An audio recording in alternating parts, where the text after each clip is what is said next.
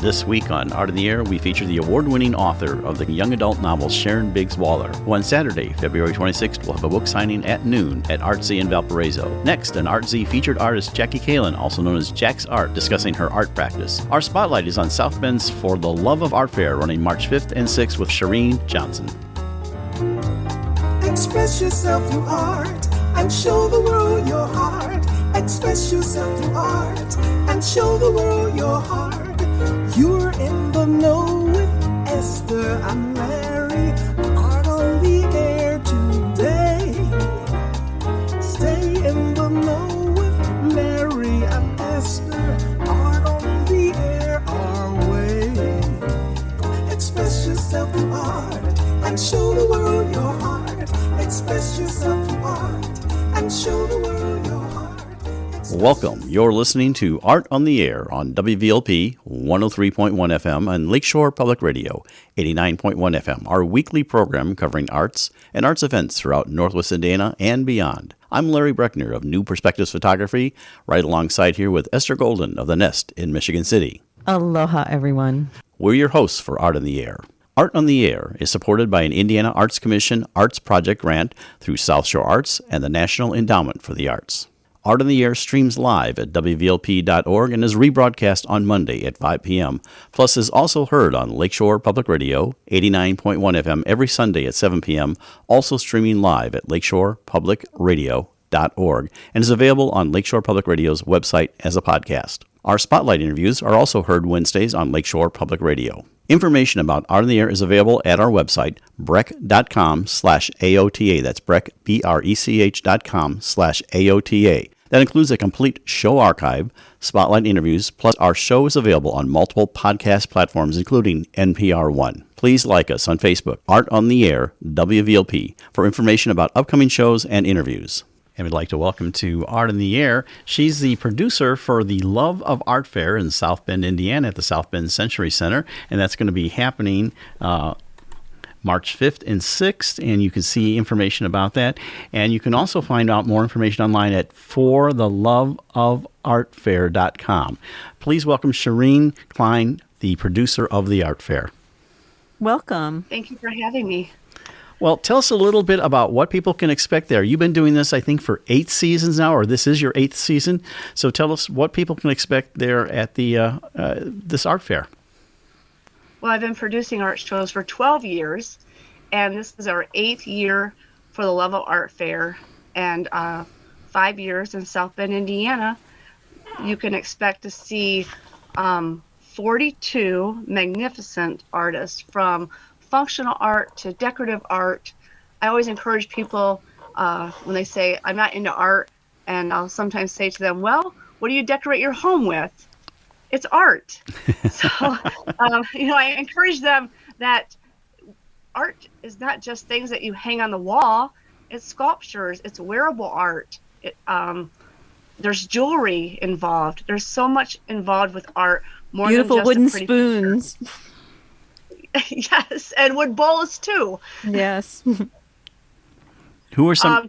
Also, for Love of Art Fair, we were first a 1-year show, and go back, delete that. At first, we were a 1-day show, and I was encouraged to move to a 2-day show. Well, the 2-day show opened up doors for artists coming from Wisconsin, Kentucky, as far as Missouri and Arkansas. In fact, I'm really impressed with the artists that we have at the show.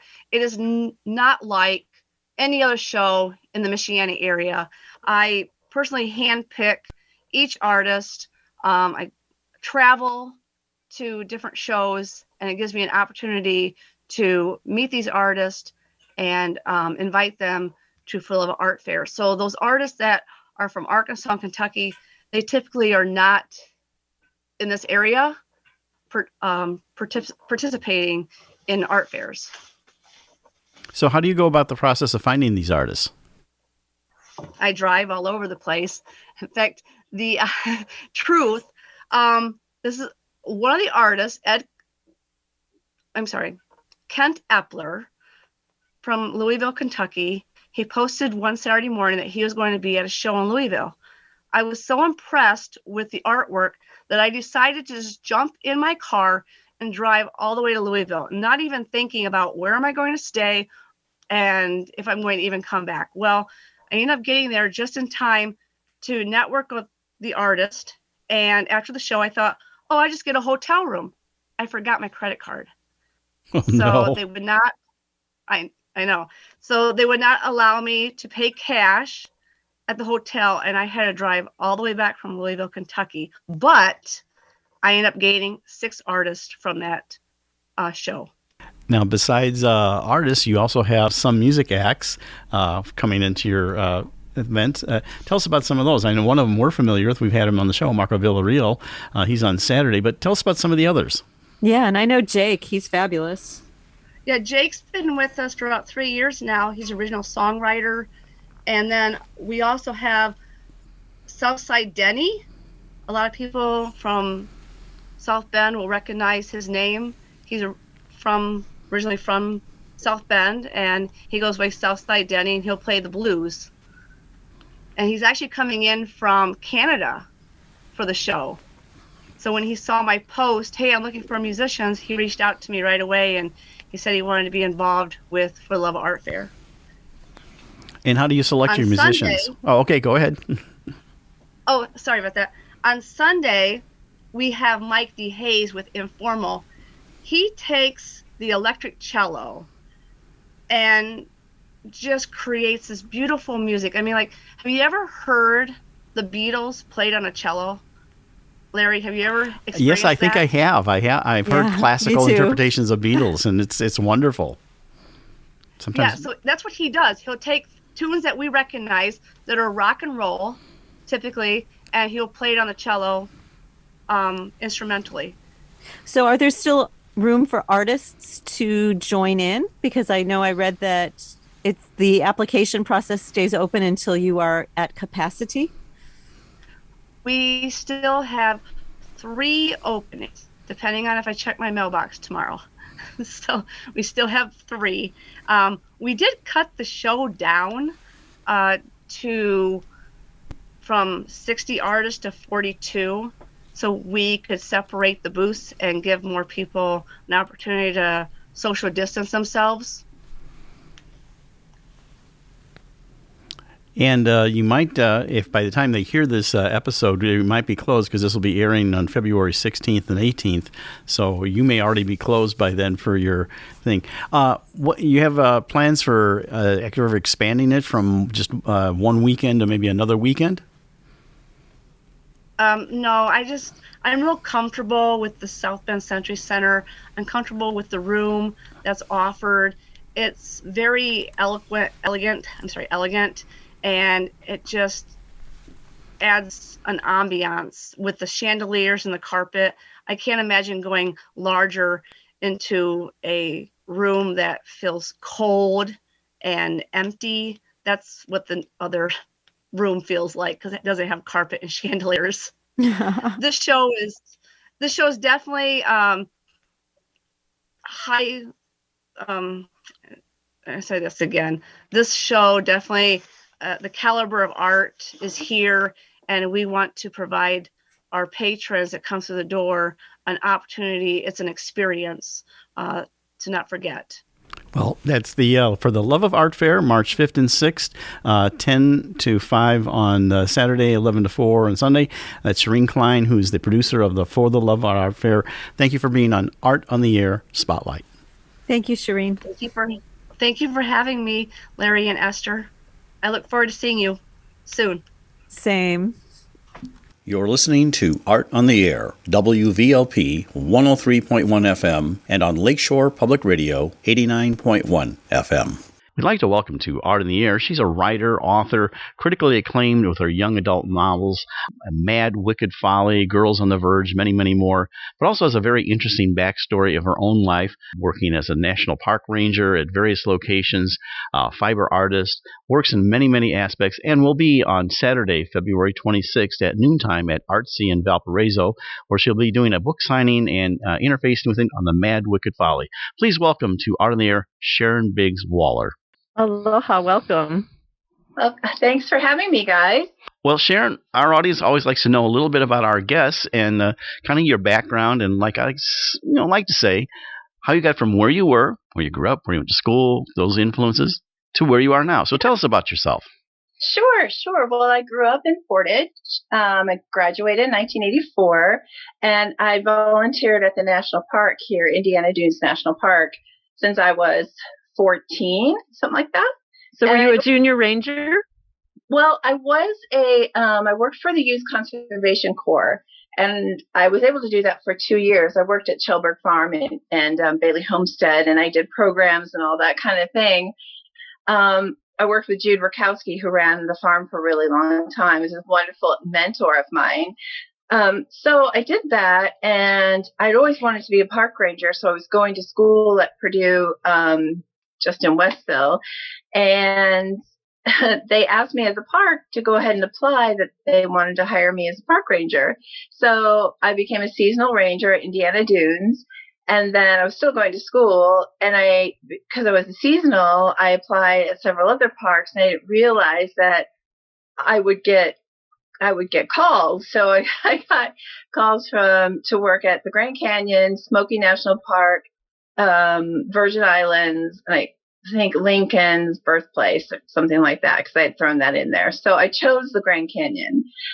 So I had to leave my horse behind, and that was kind of upsetting for me because I was I was really into riding, and I rode dressage, and I did some eventing, and so I thought, well, that's going to be a good experience. So I moved to the Grand Canyon, and I found a guy in Flagstaff that raised Lipizans. So we drive down there on the weekend or when I was off and ride his horses. And so when that job was over, I came back to Indiana Dunes, and I worked here. And then I moved to California. I met somebody. I was like, I'll go out to California. And I was 20, I think, when I moved out there. And I worked at Cabrillo National Monument out there. And the whole time I was writing youth programs, children's programs, puppet shows.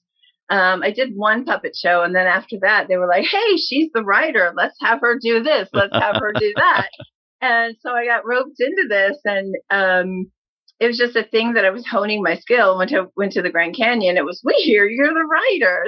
So when I moved to San Diego, I lived in California for 14 years. I lived there, and I was working at Cabrillo National Monument, and I was seasonal there as well. So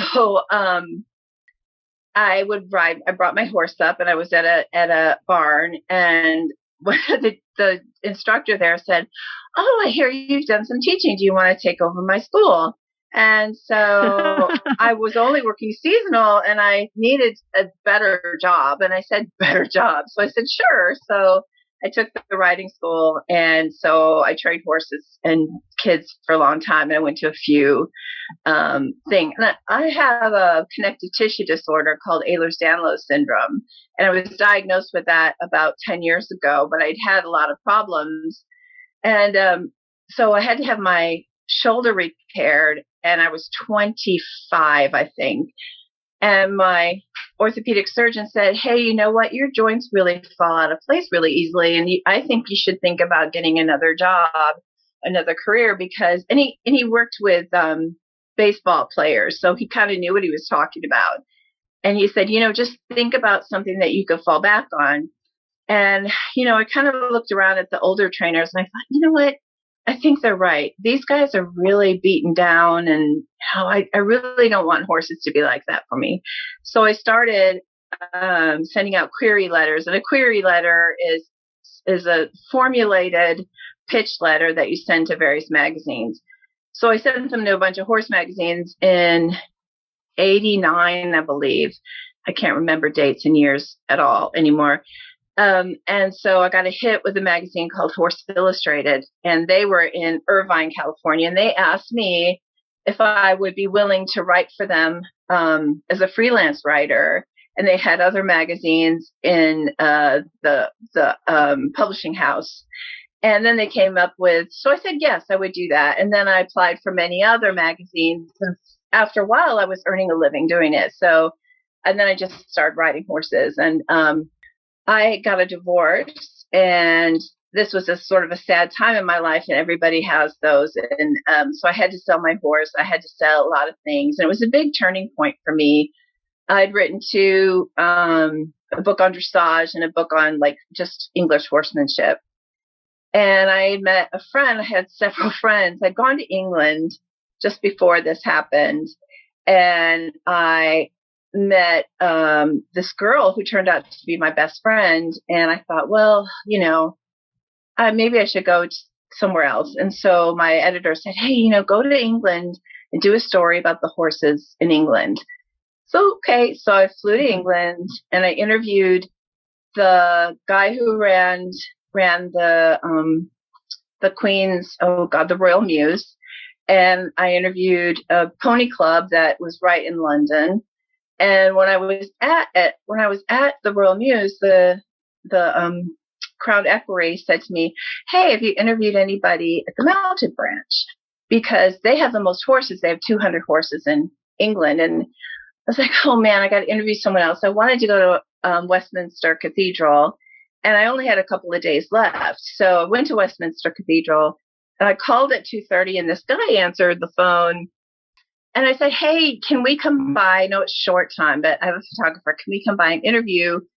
And he said, well, the horses are eating. And I thought, the horses are eating. I'm not interviewing the horses. I'm interviewing you.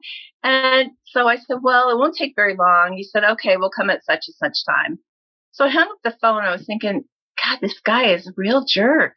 He's really a jerk. And I thought, well, maybe I should just blow him off and just go do what I want. We want to go to the pub or whatever. So no, I got to be professional. So I went there. And he was sort of sneering at me. And so I took out my tape recorder. My photographer took some pictures. And he just changed. He was just like delightful and wonderful. And later he told me, he was in a show on Animal Planet. And he told me that his friends had been making fun of him about the show for a really long time. And so he thought I was a joke, like a what do you call it? We play a trick on somebody. Yeah. And he just felt really bad. And we've been married for almost 20 years now. Oh. That's a great story. Wow. Yeah. So I decided, what a meet cute, right? So I moved to England and we got married after a couple of years. And so we lived there for 6 years. And then my husband said, let's go. He was retiring. Let's go back to America and get a little farm. Because we both loved horses, obviously. He was a mounted branch officer. I think I said that. So we found this little property right by the national park. And I had right across from this property was the ranger dorm for females. And so it was just across our property. So there was a lot of history for me right in this area, right on this street. And it was really funny. So I did that. But I had, in the meantime, getting back to the novel writing, I had started writing novels that were not very good. It's sort of like playing the violin or playing the piano. It takes time to learn it, and it's different than nonfiction. Nonfiction for me was very simple because I had been honing my skills with the national park, and I kind of knew how to put together, and I studied and whatnot. So I did some books. I sent it out, and it was like, I think I'm doing this wrong. So I just kept writing novels and hiding them under the bed. And I decided I wanted to write one about a girl. I was walking by, let me back up just a wee bit. So I was walking by this statue at, by Westminster Abbey that was a picture of, it was a statue of Emmeline Pankhurst. And I kept thinking, gosh, what would have been like? Emily Pankhurst was the head of the suffrage movement, the women's votes for women's rights in the early 1900s. She was a big deal person. She was a real, really, it's my way or the highway, but she did a lot for women there.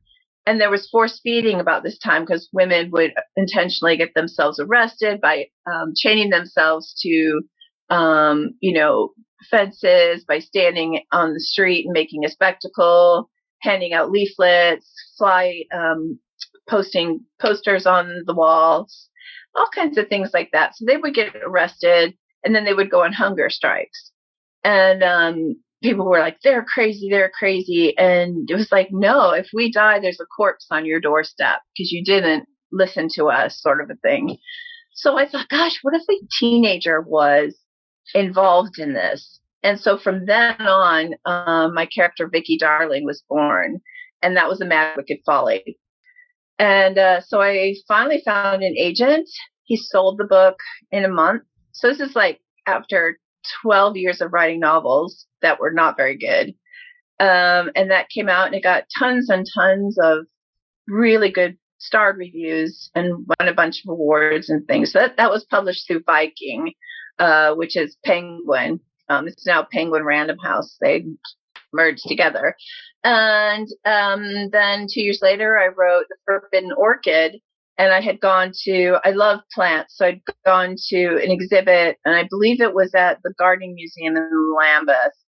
And there was a exhibition on plant hunters and the dangerous work. And, every kind of plant that we have, orchids, succulents, those weird plants that you have, that was brought over by a plant hunter.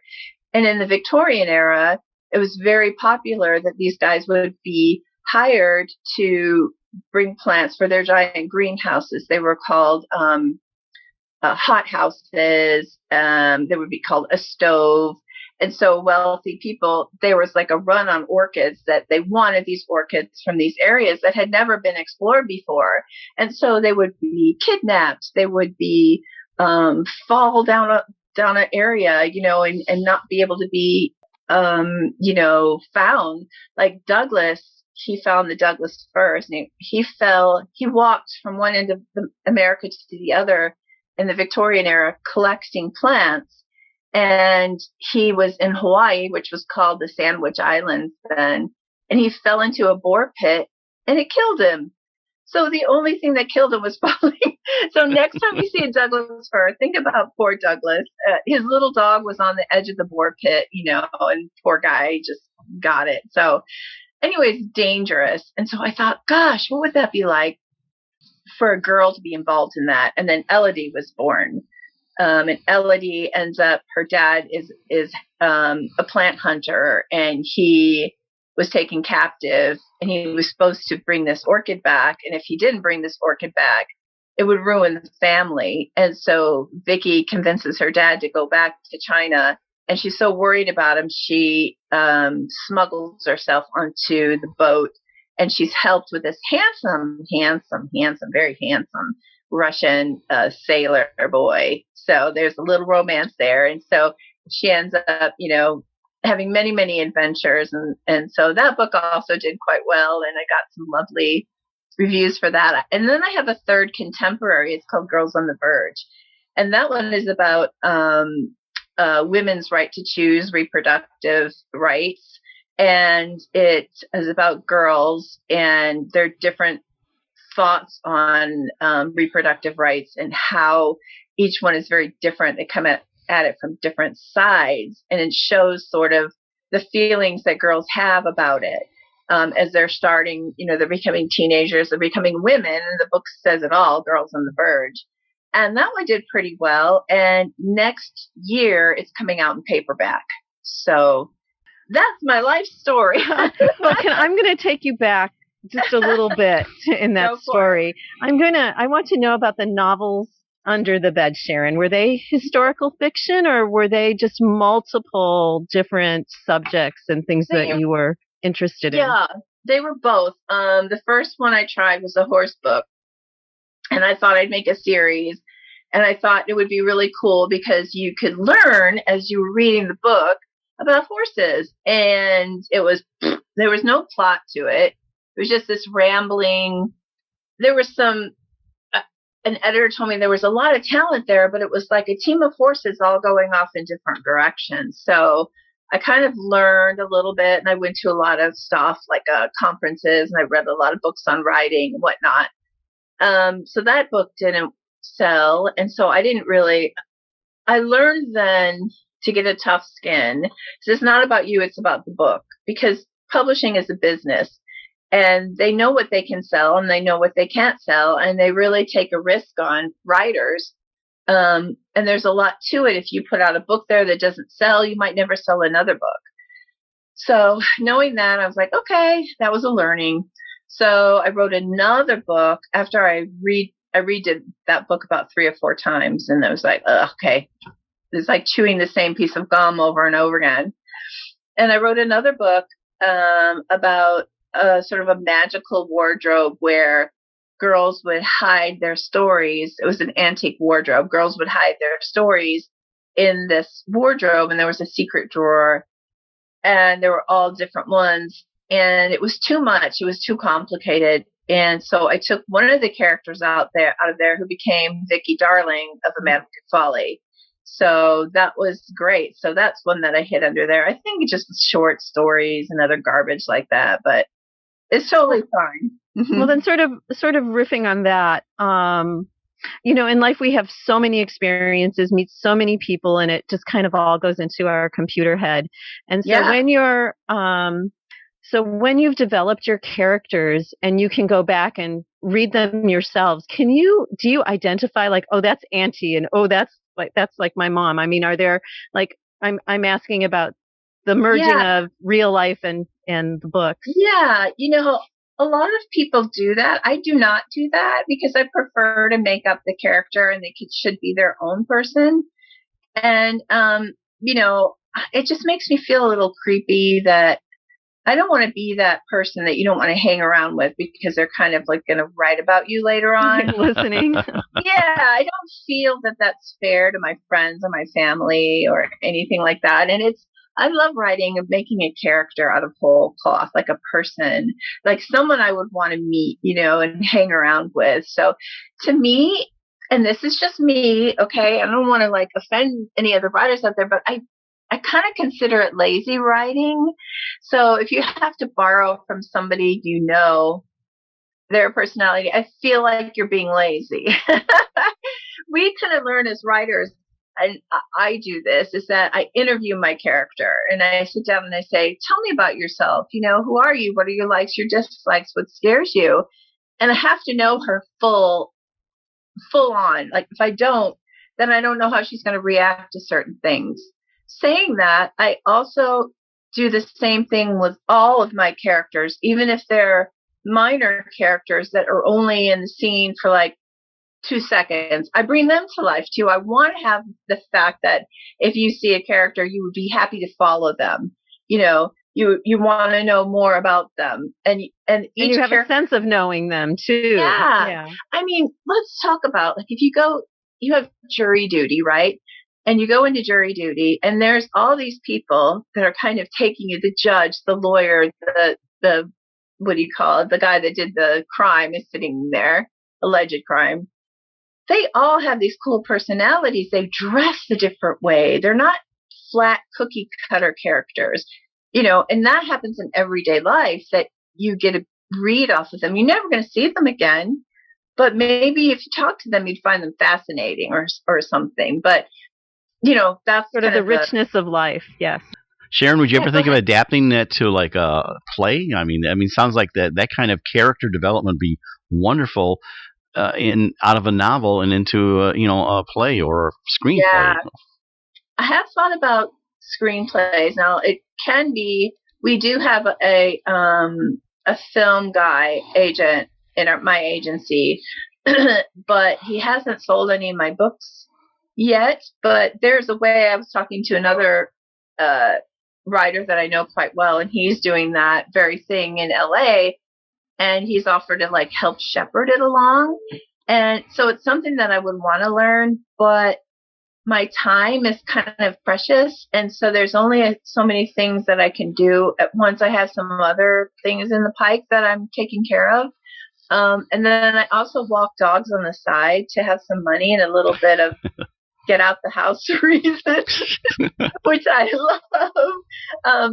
So yes, I have thought of it many times, and I think it's something that, maybe the next year or two that I would love to do. But yeah, I love the idea of that. Would you feel comfortable with someone else making your adaptation to a screenplay? Because it's a different kind of writing. Sure. Yes, it is. And not the same things are going to happen on the page that are in the book. There's different things you have to do. And a lot of people will get upset, like their book isn't adapted like full on. And I get that. I understand. But there's different scenes. Like, I think it's fun. Like Outlanders, I've read every single book. Diana Gabaldon is one of my favorite writers. But the actual series is kind of different. The characters are the same, and they have some things that they've added, and I think I love it because now I see my precious characters doing other things. I think that's pretty cool. Right. I like the thought of that. Yeah. So you're going to be at Artsy. You're going to have your book there. I think The Mad Wicked Folly is one of them, and that's going to be running through most of February. And you're going to have an event where people can come in and meet you on, I believe it's the 26th. So tell us a little bit about what to expect in our last about minute and a half we have here. Oh, yeah. Well, what's going to happen is we're going to do book signings. I will be there. I'll be signing my first two books, Mad Wicked Folly and The Forbidden Orchid. And you can ask me any question about anything, writing, horses, anything like that. And part of the proceeds of the book is going to go to a charity called The Caring Place. And so I'm really excited about that. It's a very good charity, and I should know more about the charity. I believe it's for women who are leaving bad situations, and it helps them, which is a big thing for my own heart.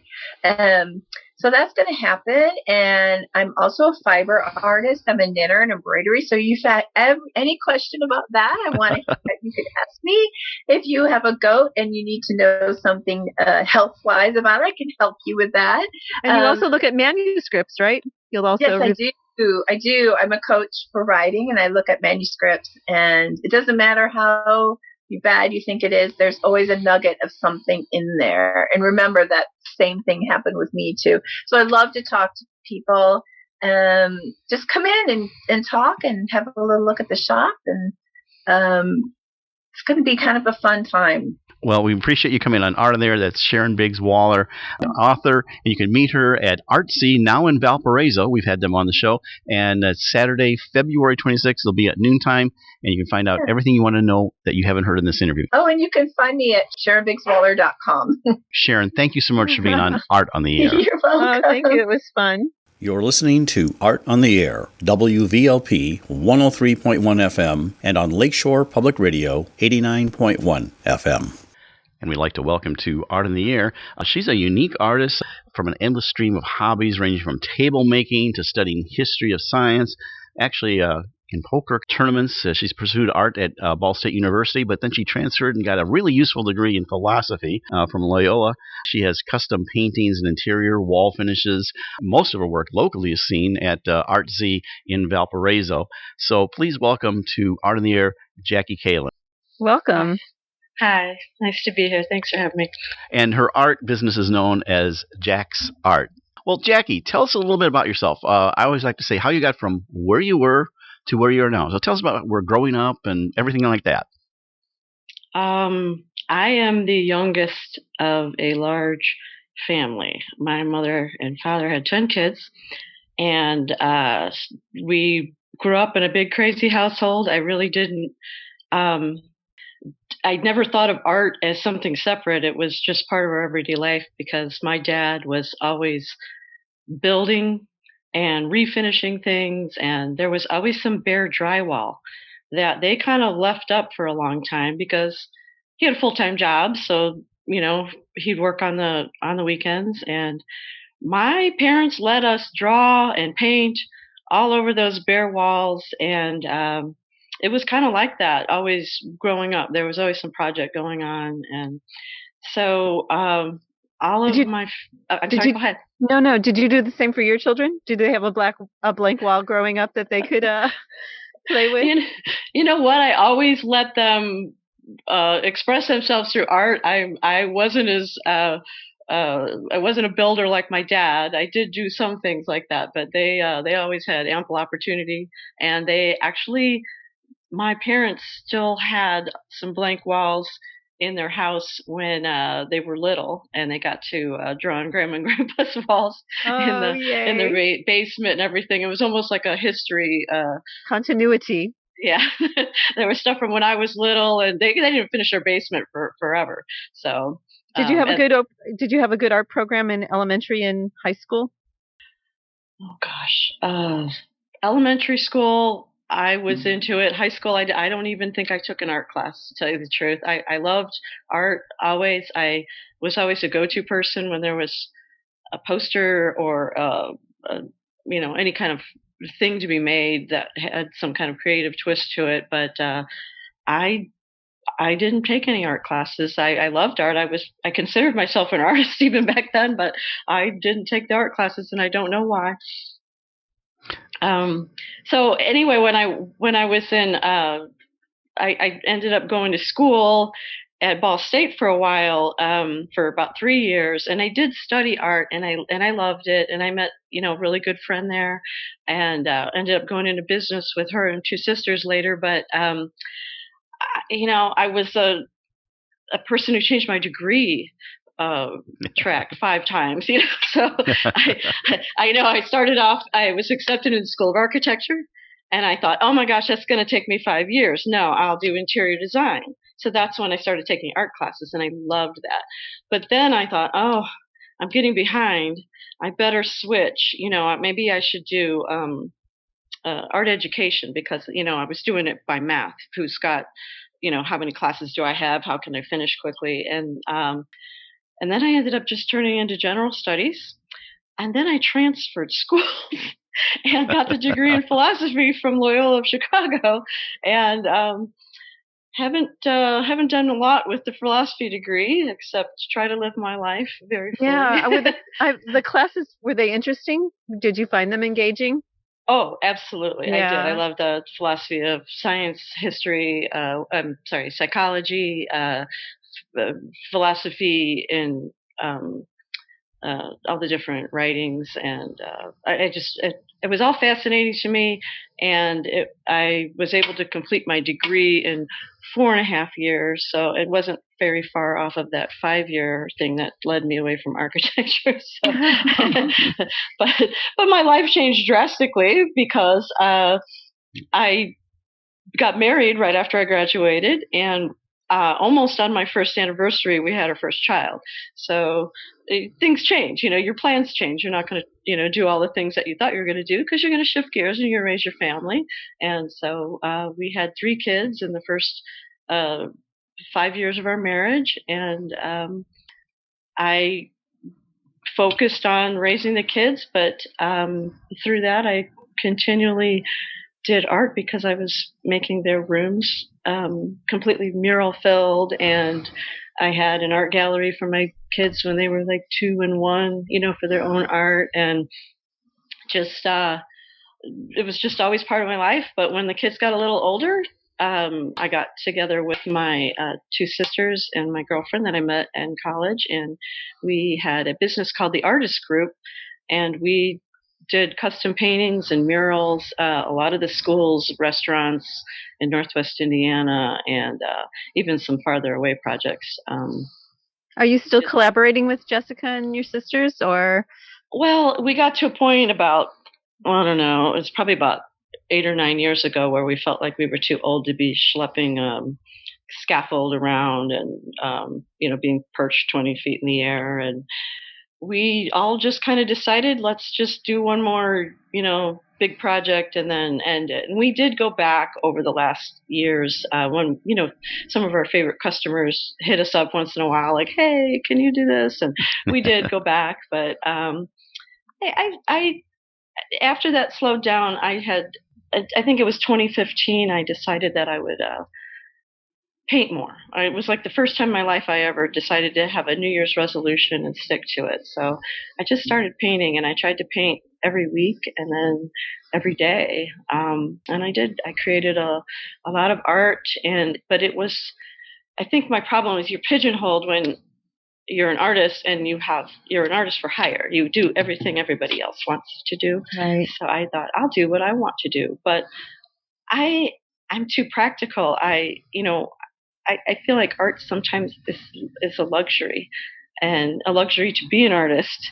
Not, had no benefactor or grant or anything in my life, so it would take out of time that we would be using to try to make money, and it felt selfish to sit and paint for hours. So I decided to try to make it work financially for me. So I was making a lot of art that went with mid-century interiors. I had an antique booth at Yesterday's Treasures for about 4 years, and because they shifted it from art, they made it open to artisan work too, not just antiques.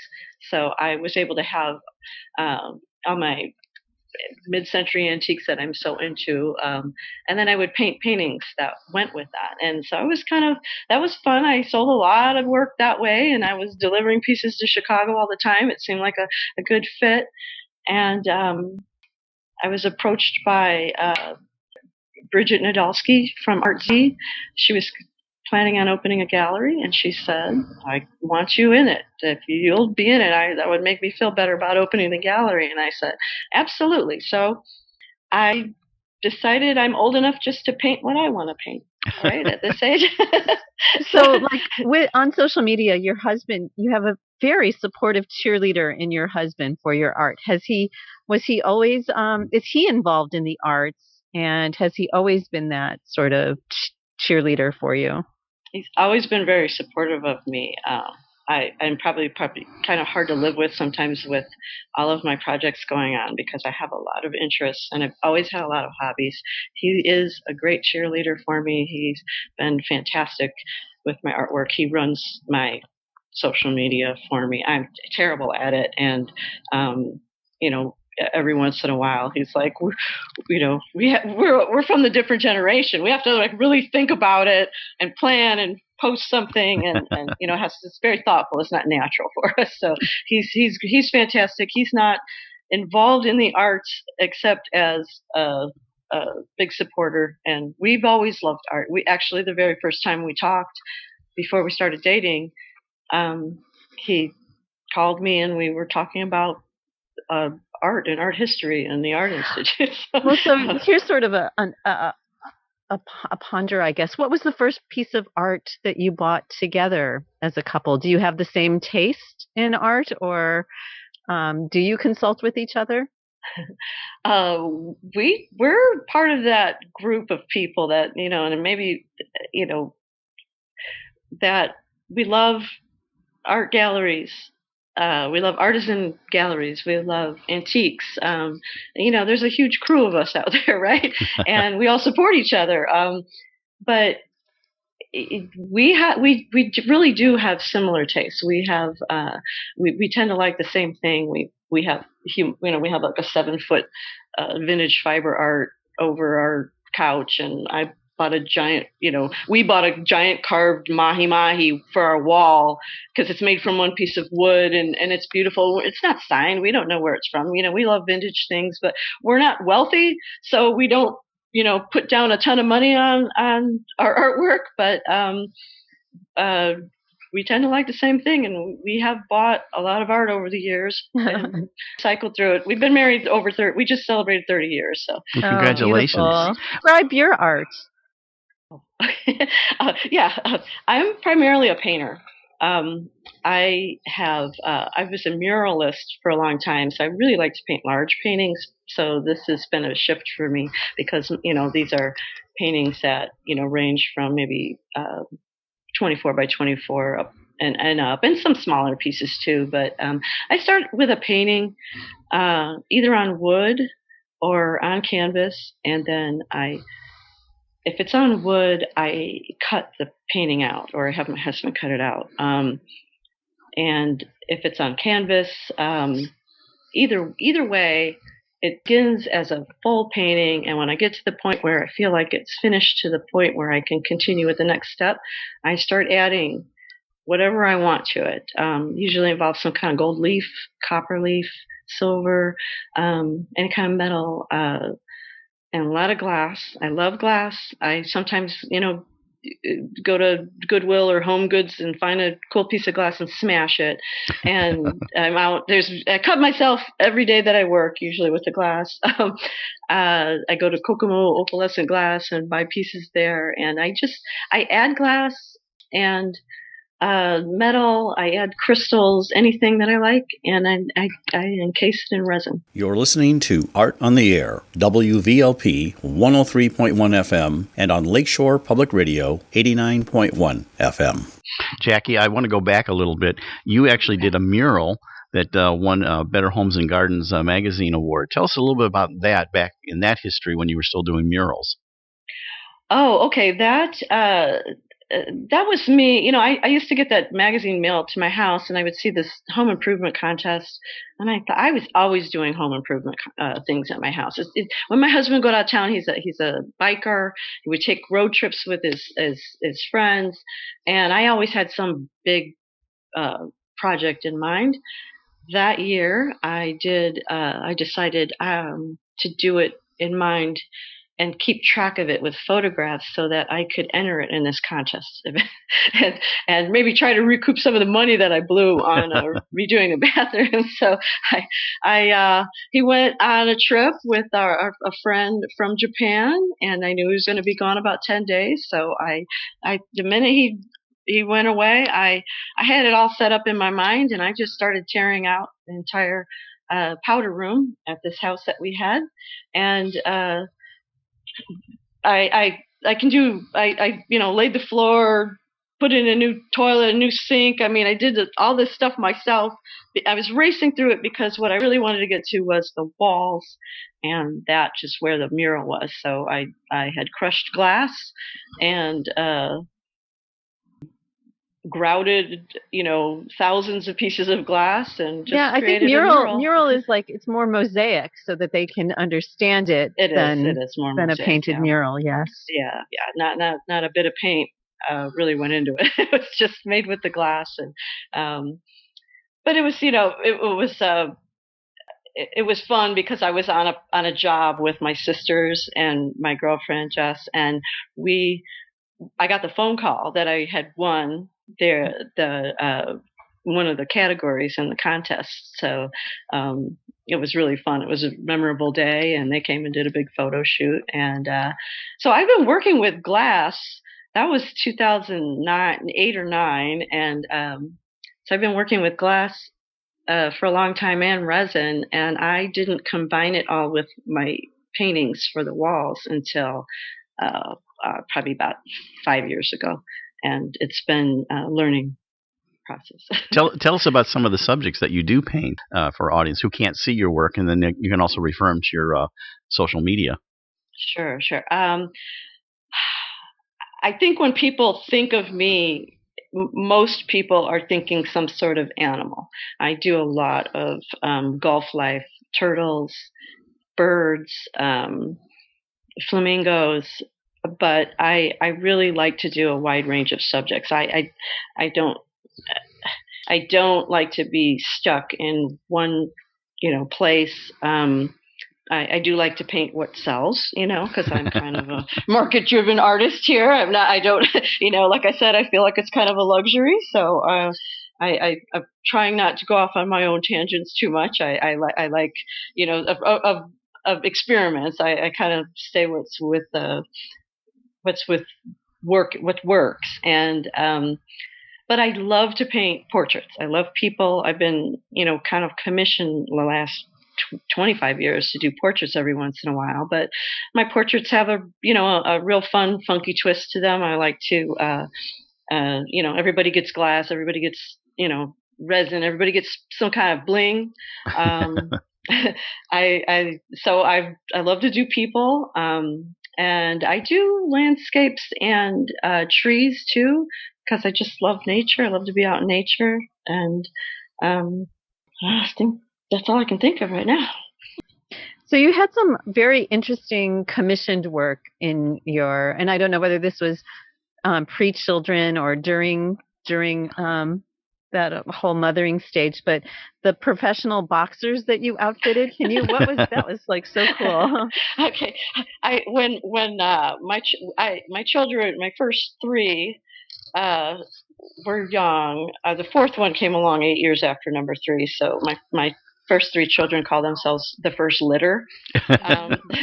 When they were very young, I lived down the street from my two sisters, and they had, we were always sewing, doing murals, making things. It was all word of mouth, but my sisters were really, really talented seamstresses. They could do weddings, and somehow, through some friends of ours, a professional boxer asked if we would be willing to do his clothing and cornerman's jackets for, his guys, as the trunks and all that. So we made some pretty outlandish pieces, silver lame and, clear plastic and, really, really embellished things. So that was back when our kids were little. We had 7 little kids running around, and between the 3 of us and the 7 kids and the chaos, we turned out a lot of projects, and not really thanks to me. I was part of it, but I was not the brains behind the outfit. It was my sisters. But that was kind of before the kids got old enough where we could get into the business as the artist group, which we had. I think it was a little over 15 years. And yeah. But honestly, my art endeavors, I can do a lot more in the recent years. My youngest is on the autism spectrum, and he's in high school now. And he's just now gotten a little bit easier to take care of. And I will never be able to let my guard down, and he will always be with us. But, I'm able to do a lot more. I've gotten into trying out to do art shows, art fairs. Yeah. And he comes with, and he can help. And we can also, my husband and I can kind of tag team with him, setting up and getting ready for that. And so we're kind of experimenting with that, and it's been really, really successful. So, and we did the first one right before lockdown. So I'm probably on like maybe my 6th attempt at an art show, and I'm going to be doing that in about a week and a half. So anyway, I realized that my art, it was kind of like a perfect storm of opportunity with my friend Bridget opening the Artsy and having me paint, and people come in and they buy a lot of artwork from all of the artisans, but from me, and that gives me a reason to paint more. And then I've been able to do more also because of my son. So very good. Hey, I want to ask you. You already kind of touched on it, though. How COVID impacted you? We've talked to some artists who it's been like actually a positive experience because they're sheltering in place and they really got creative, and some of them didn't. So tell us how it impacted you. It was kind of nice to be forced to stay at home because I love to create. I'm very prolific, and I like to have an excuse to stay home and do the work. But it hasn't really impacted me negatively, except that I did have it, and I have some lingering effects of it. But the Art Z gallery is just been a boon for me, and we've remained open, and we've just moved to Valparaiso, and so where a lot of businesses closed up, they've powered on and expanded. What are you looking for? And we're getting down to our last minute or so. But what projects are you looking forward to that you haven't done yet?